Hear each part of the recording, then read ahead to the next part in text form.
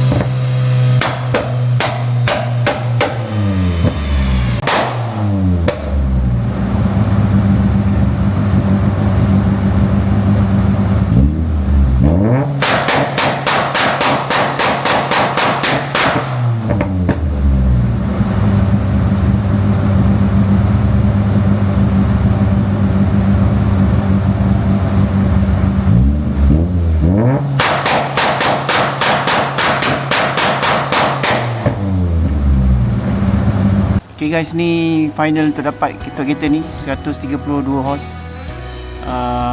Boleh lah untuk single cam, agak tinggi juga untuk FUN ECU ni. So siapa-siapa nak pasang ECU FUN ECU atau ECU lain boleh roger. Macam biasa kita suruh owner test kereta ni dulu, apa-apa dia roger balik. Alright.